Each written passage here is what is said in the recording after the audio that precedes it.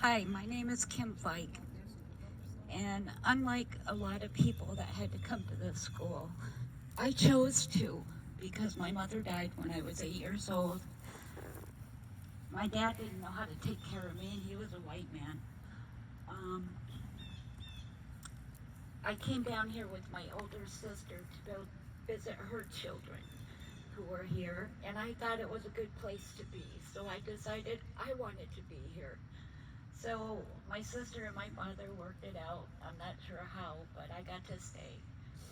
I was only here from 1971 to 74. I have to say I was not physically abused. Um, Mentally abused, yes, because I'm Indian. But what I saw here happening to other people that were close and from Mackinac Island like I was just unbelievable.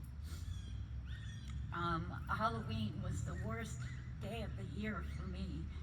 My first experience of the first year I was here, I was a little girl in the small dorm, not knowing what was going to happen. I know other girls already have been through this year after year, but they knew the witches, the goblins, the devil's going to get you. How many times have you heard that? Um, to me, the devil is dressed in a nun's outfit. I was raised Catholic. I learned their ways. From there, growing up, um, well, let me say this. My dad died in 74, so I left here in 74 for his funeral, and I never came back. I met a girl here named Judy Basna, who her mother and my father, while we were here in this school, got married. And the nun that took care of us brought us together and just shoved us to each other and said, "You guys are sisters now." Well, instantly the claws came out. Me and Judy really never got along.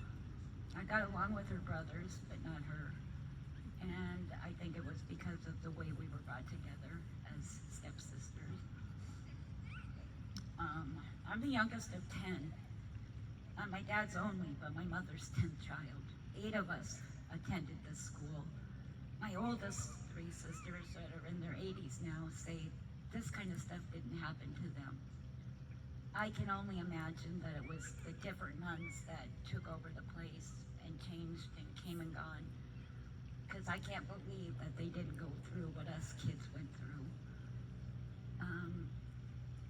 Halloween night, like I said, my first Halloween here. I'm laying in my bed, we're all ready for bed, and all of a sudden you just hear this roar. It sounded like a herd of buffalo coming from the big girl's room.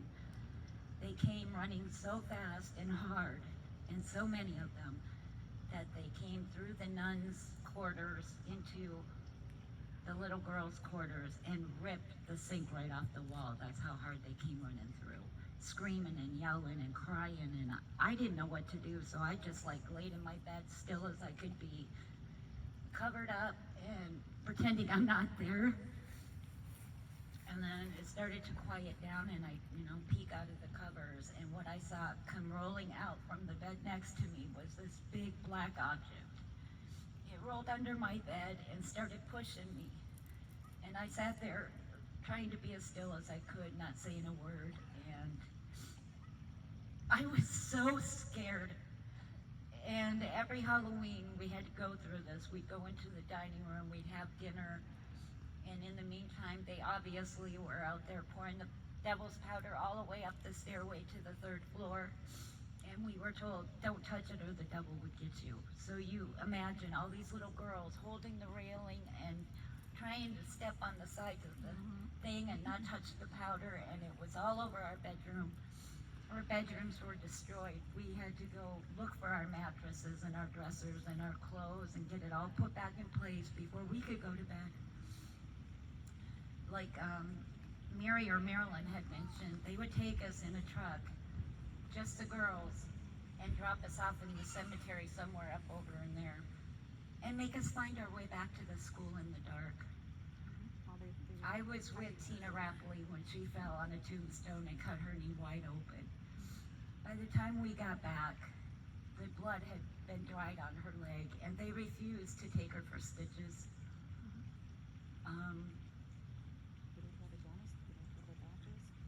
anyway, it was nothing but hell here for us kids. And I just wanted to say that. Thank you.